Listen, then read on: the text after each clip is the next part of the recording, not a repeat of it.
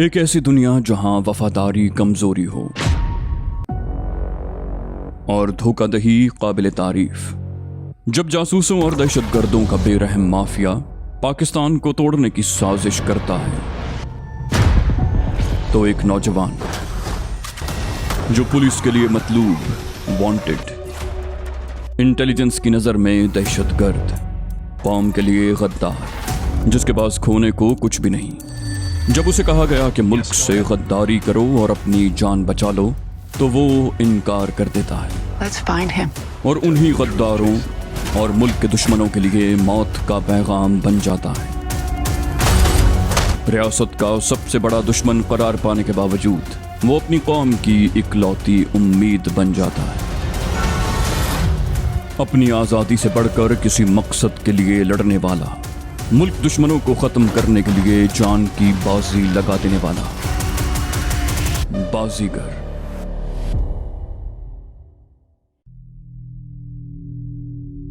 मैं जॉनथन के कमरे में आया तो मंजर देखकर हैरान रह गया। ग्लोरिया कहीं से बिजली का मोटा सा तार उठा लाई थी और अब उसे सिरों पर से छील के जॉनथन के पैरों में बांध रही थी। फिर उसने इलेक्ट्रिक वायर का दूसरा सिरा इलेक्ट्रिक स्विच में लगा दिया और अचानक स्विच ऑन कर दिया। जॉनथन यूं तड़पा जैसे पानी के बगैर मछली तड़पती है। ग्लोरिया ने बमुश्किल तमाम उसे 3-4 सेकंड शॉक लगाया होगा। इतने ही झटके में उसकी हालत गैर हो गई।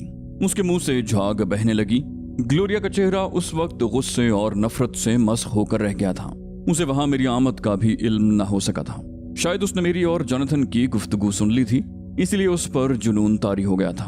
वो जुनूनी अंदाज में चीख रही थी, तूने कामरान को सिगरेट से जलाया था, उसके जख्मों पर नमक छिड़का था। मैं पहले तेरे दोनों कान काटूंगी, नाक काटूंगी, हाथ पैर तोड़ूंगी, फिर तुझे माजूर करके किसी कूड़े के ढेर पर फेंक दूंगी। तेरे हमदर्द खुद ही तेरा किस्सा तमाम कर देंगे।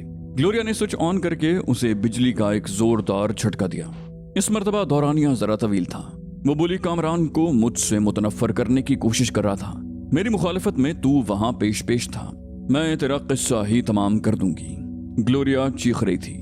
जॉनथन बुरी तरह तड़पने लगा, फिर उसकी गर्दन एक तरफ ढलक गई। मैंने चीख कर कहा, ग्लोरिया छोड़ दो इसे। मेरी आवाज सुनकर ग्लोरिया ने मुझे यूं देखा जैसे मुझे पहचानने की कोशिश कर रही हूं। फिर वो गोया होश में आ गई और उसने स्विच ऑफ कर दिया। मैंने आगे बढ़कर इलेक्ट्रिक वायर स्विच बोर्ड से अलहदा कर दिया और झुककर जॉनथन को देखने लगा। उसका चेहरा बहुत भयानक हो गया था। मुंह से झाग बहकर उसके होंठों और गर्दन पर फैल गई थी। नाक और आंखों से खून रिस रहा था, बल्कि उसकी पूरी आंखें उबल पड़ी थीं और उसके चेहरे पर जिंदगी की रमक भी न थी। मैंने अब तक बहुत सी लाशें देखी थीं, मगर इतना भयानक और मकरूह चेहरा किसी का भी नहीं देखा था। मुझे झुरझुरी सी आ गई। मैंने मुड़कर ग्लोरिया को देखा। वो पुरसुकून अंदाज में खड़ी हुई थी। मैंने झल्लाकर कहा, ये क्या हरकत की तुमने? उसने कहा, तुम हिमाकतों पर हिमाकतें किए जा रहे हो कामरान। आखिर इस सांप को पालने की क्या जरूरत थी?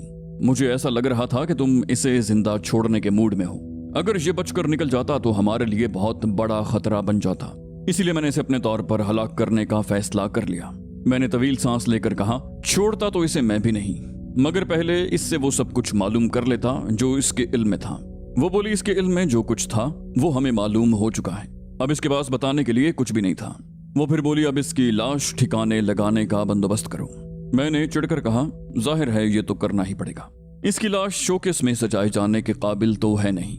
वो बोली, जिस अंदाज से तुम इसकी खिदमत कर रहे थे उसे देखकर तो यही लगता था कि शायद तुम इसकी लाश भी संभाल कर रखोगे। ग्लोरिया ने गोया मजाक उड़ाने वाले अंदाज में कहा। उसके चेहरे और बातचीत से लग ही नहीं रहा था कि उसने अभी अभी एक आदमी की जान ली है। मैंने अनजान बनते हुए कहा, अच्छा अब मजाक छोड़ो ग्लोरिया, ये बताओ कि तुमने जॉनथन को बेवजह क्यों मारा? ग्लोरिया आंखें निकालकर बोली, बेवजह? फिर वो खलाओं में घूरने लगी और खोए खोए से अंदाज में बोली, मैंने शायद तुम्हें बताया नहीं था कि तंजीम में सबसे पहले मेरी मुखालिफत इसी ने की थी। इसने मुझ पर इल्जाम लगाए थे। ये चूंकि बेलमोंडो का खास आदमी था, इसलिए इसी के कहने पर मुझे गद्दार ठहराया गया। मैंने हैरत से पूछा, मगर क्यों? हर बात की कोई वजह तो होती है ना? ग्लोरिया तलखी से मुस्कुराई, बोली, वजह? बुनियादी वजह तो यह है कि मैं औरत हूँ, खूबसूरत और पुरकशिश। जॉनथन उन लोगों में से था जो हर औरत को अपनी मिल्कियत समझते हैं। जब मैंने इसे धुतकार दिया तो ये मेरा दुश्मन हो गया।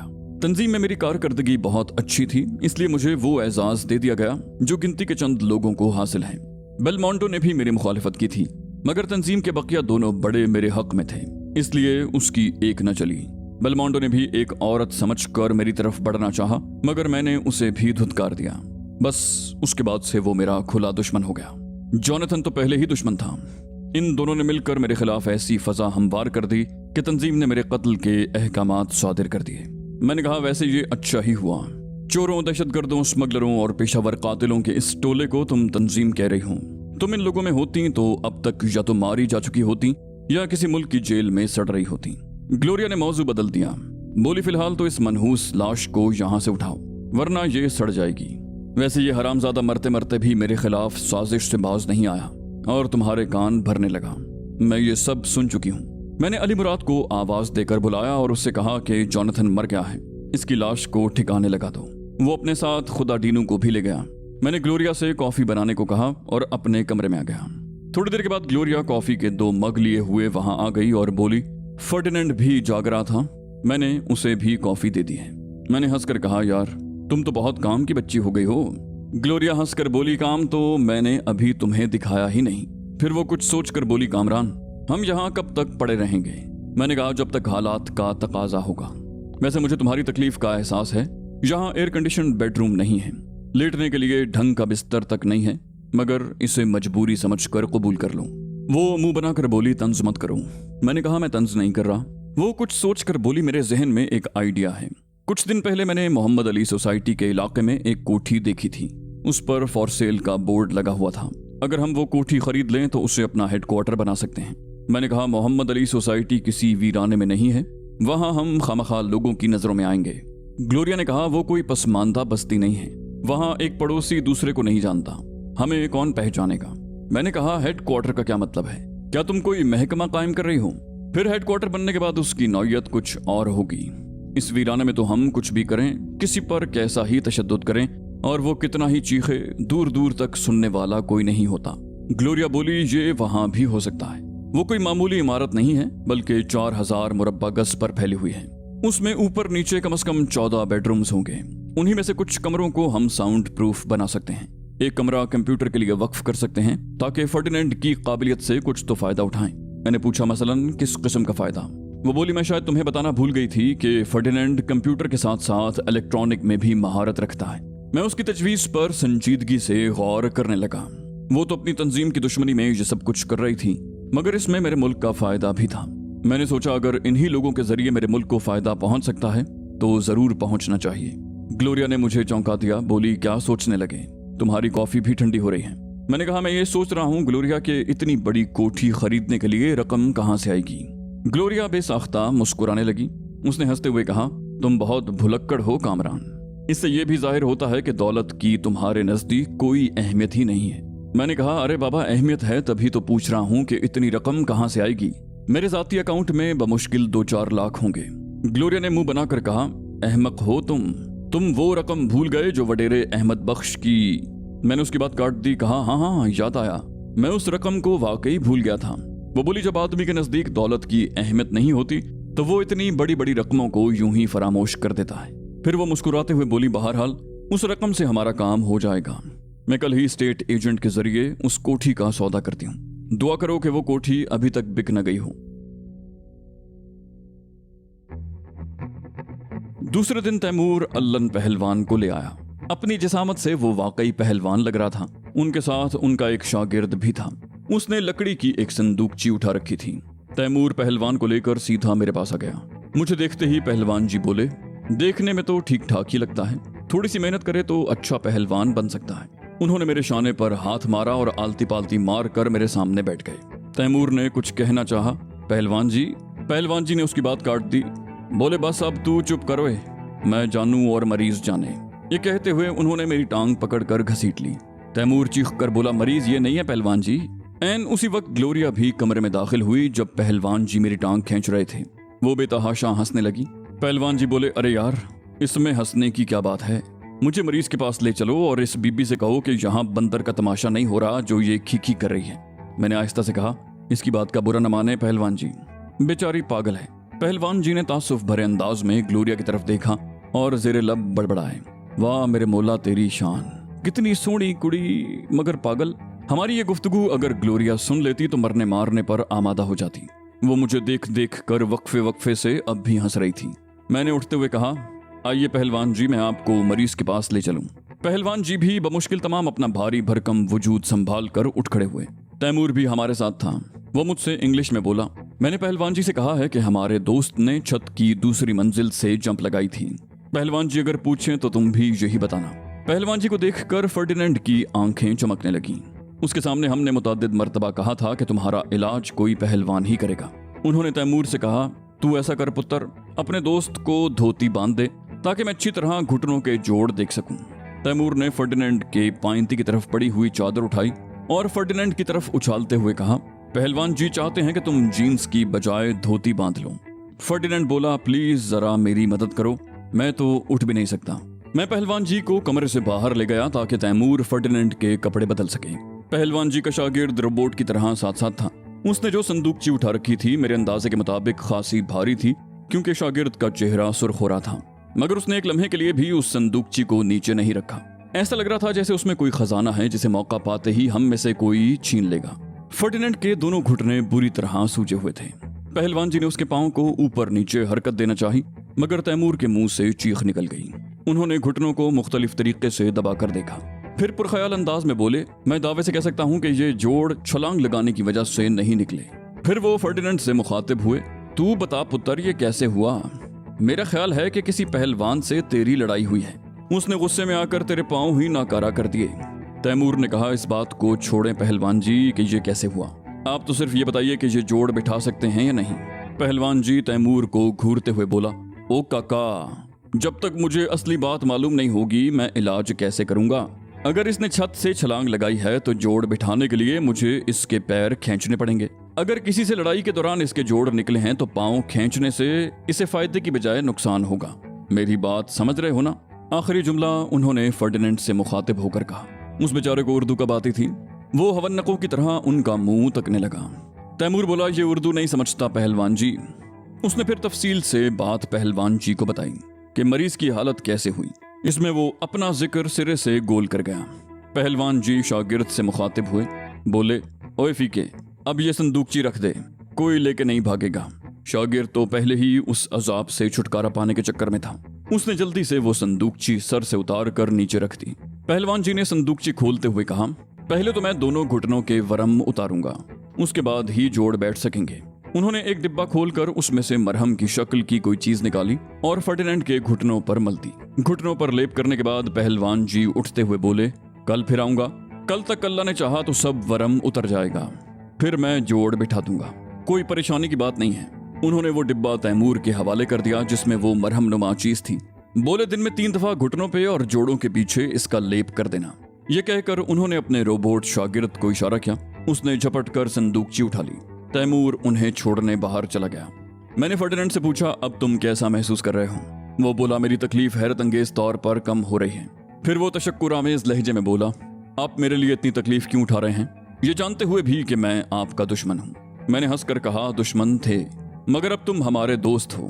फिर मैंने अचानक कहा, फर्डिनेंड, तुम्हारी टांगें ठीक हो जाएंगी तो हम तुम्हें नहीं रोकेंगे। दिल चाहे तो तुम हमारा साथ देना, दिल ना चाहे तो मत देना। हमारी तरफ से तुम पर कोई पाबंदी नहीं होगी। फर्डिनेंड खुशी से लरसती हुई आवाज में बोला, यू आर ग्रेट कामरान साहब, मैं अब भला कहाँ जा सकता हूँ? तंजीम के हाथ बहुत लंबे हैं, वो लोग मुझे जिंदा नहीं छोड़ेंगे। मैं आप ही लोगों के साथ रहना चाहूंगा। मैंने बुलंद आवाज से पुकारा, ग्लोरिया। ग्लोरिया शायद कहीं नजदीक ही थी। आवाज सुनते ही कमरे में आ गई। जब से उसने जीन्स शर्ट की बजाय साड़ी पहनी थी, उसकी चाल में एक अजीब सा वक़ार और तमकीनत पैदा हो गई थी। मैंने उसे कहा, फर्डिनेंड हमारे साथ शामिल होना चाहता है, क्या ख्याल है इसे भी उस कोठी की तफसीलात से आगाह कर दिया जाए? ग्लोरिया बोली, इस बात की क्या जमानत है कि ये आइंदा भी हमारा वफादार रहेगा? फर्डिनेंड बोला, दुनिया में सबसे ज्यादा प्यारी मुझे अपनी बहन है। वो आजकल मिशिगन यूनिवर्सिटी में पढ़ रही है। मैं उसी बहन की कसम खाकर कहता हूँ कि हमेशा तुम लोगों का वफादार रहूंगा। वो जज्बाती हो गया, उसके लहजे में सच्चाई की झलक थी। फिर ग्लोरिया ने उसे तफसील से मोहम्मद अली सोसाइटी कोठी के बारे में बता दिया। ग्लोरिया ने कहा, जरा चेक तो करो कि हमारे पास कैश कितना है। मैंने अली मुराद को आवाज देकर कहा कि मेरा सूटकेस उठा लाओ जो मैंने तुम्हारे पास रखवाया था। अली मुराद बोला, वो तो साईं के बंगले पर है, अभी गाड़ी आ जाए तो मैं सूटकेस ले आऊंगा। मुझे अचानक उस शिराट का ख्याल आया जो हमने हैदरी से उठाई थी, उसमें भी जेवरात थे। मैंने अली मुराद से पूछा, वो शिराट कहाँ है जो वो बोला वो यहीं गैराज में मौजूद है, क्या मैं वो गाड़ी ले जाऊं? मैंने कहा ऐसी गलती भूल कर भी न करना, उस गाड़ी की रिपोर्ट दर्ज हो चुकी है। वो खातून अगर कुछ ज्यादा ही बारसूख हुई तो पुलिस तुंदही से उस शराट को तलाश कर रही होगी। मामला सिर्फ गाड़ी का नहीं है बल्कि लाखों रुपए की मालियत के जेवरात का भी है। तैमूर आ जाए तो मैं गाड़ी और जेवरात मालिकन तक पहुंचाने का बंदोबस्त करता हूँ। तैमूर की वापसी 1 घंटे में हुई। उसके आते ही मैंने अली मुराद को सूटकेस के लिए रवाना कर दिया। फिर मैंने तैमूर से कहा, मेरे जहन से भी निकल गया और तुमने भी याद नहीं दिलाया कि वो शराट वापस भी करनी है। वो बोला अगर हम में से कोई वहां गया तो पुलिस के हत्थे चढ़ जाएगा। मैंने कहा ऐसा करते हैं, उनकी गाड़ी और जेवरात को किसी मसरूफ मार्केट के सामने छोड़ देते हैं। फोन पर उन लोगों को इत्तला दे देंगे कि आपकी गाड़ी फुला मार्केट के सामने है। फिर जब तक वो खातून वहां पहुंच नहीं जाती, हम में से एक गाड़ी की निगरानी करेगा ताकि कोई और उसे न ले उड़े। तैमूर बोला तो फिर फोन पर उन खातून से ये भी कह दें कि वो चाहें तो किसी और को भी साथ ला सकती हैं, मगर उनका खुद आना भी बहुत जरूरी है। फिर हमने बहुत एहतियात से डरते डरते वो शराड निकाली, जेवरात के डिब्बे भी उसमें रखे और रवाना हो गए। मैंने उस गाड़ी को दोबारा हैदरी की मार्केट के पार्किंग एरिया में खड़ा कर दिया और तैमूर से कहा कि अब तुम खातून को फोन करके यहाँ बुला लो। खातून का विजिटिंग कार्ड मैंने तैमूर के हवाले कर दिया और खुद टहलने वाले अंदाज में वहां से रवाना हो गया। मेरी तवज्जो शराड ही की जानिब थी। थोड़ी दूर जाकर मैं फिर लौट आया। उसी वक्त मुझे बूट पॉलिश करने वाला एक लड़का नजर आया। मैंने उसे रोक लिया और उससे पूछा, इस जूते पे पॉलिश कर सकते हो? मेरे पैरों में हस्बे मामूल जॉगर्स थे। पॉलिश वाले ने हैरत से मुझे देखा, फिर तंजिया अंदाज में बोला, लगता है साहब आपने जिंदगी में पहली बार जॉगर्स पहने हैं। मैंने सर्द लहजे में कहा, तुम कब से ये काम कर रहे हो? बोला मुझे बूट पॉलिश करते हुए 3 साल हो गए हैं। मैंने कहा उसके बावजूद तुम्हें इल्म नहीं है कि जॉगर्स के लिए खास तौर पर एक पॉलिश निकली है? वो बोला मुझे वाकई उस पॉलिश का कोई इल्म नहीं है। मैंने कहा तुम लोगों के जूते पॉलिश करके कितना कमा लेते हो? बोला कभी 25 रुपए मिल जाते हैं, कभी 30। मैंने यूं ही उससे पूछ लिया, नौकरी करोगे?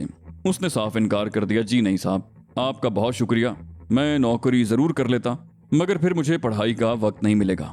मैं पढ़ लिख कर बड़ा आदमी बनना चाहता हूँ। मैंने हैरत से कहा, क्या तुम पढ़ते भी हो? अगर ऐसा है तो एक दिन तुम वाकई बड़े आदमी बनोगे। मैंने तो यूं ही वक्त गुजारी के लिए उसे रोका था, मगर यहाँ तो हर शख्स की एक कहानी है। उसी वक्त मुझे तैमूर दिखाई दिया। वो टहलता हुआ मेरी तरफ आ रहा था। वो मेरे करीब आया तो मैंने उससे टेलीफोन के बारे में पूछा। इस दौरान में पॉलिश करने वाला लड़का जा चुका था। तैमूर बोला मैंने खातून को फोन कर दिया है और उन्हें बता दिया है कि वो खुद जरूर आए। उन्होंने जवाब दिया है कि मैं इस वक्त घर में अकेली हूँ, इसलिए तुम ना भी कहते तो मैं खुद ही आती। फिर हमें मजीद आधे घंटे तक इंतजार करना पड़ा। इस दौरान में वक्त गुजारी के लिए हमने गन्ने के 2-2 ग्लास घूंट घूंट करके पिए। फिर पान के कैबिन पर जाकर खड़े हो गए और उससे मुल्की और गैर मुल्की सिगरेटों की मकबूलियत के बारे में बातें करने लगे। पान वाला भी खासा बातूनी था। वो तफसील से बताने लगा कि कौन सा ब्रांड किस किस्म के लोग इस्तेमाल करते हैं। उसकी गुफ्तगू अधूरी रह गई क्योंकि उस वक्त वहां पुलिस की एक मोबाइल वैन आकर रुकी थी। उसके पीछे एक टैक्सी भी थी। पुलिस की मोबाइल वैन देखकर मैं बुरी तरह चौंक उठा। फिर टैक्सी से शराट की मालिकन बरामद हुई तो मैंने और तैमूर ने वहां से खिसक जाने में ही आफियत समझी। हम अपना फर्ज पूरा कर चुके थे।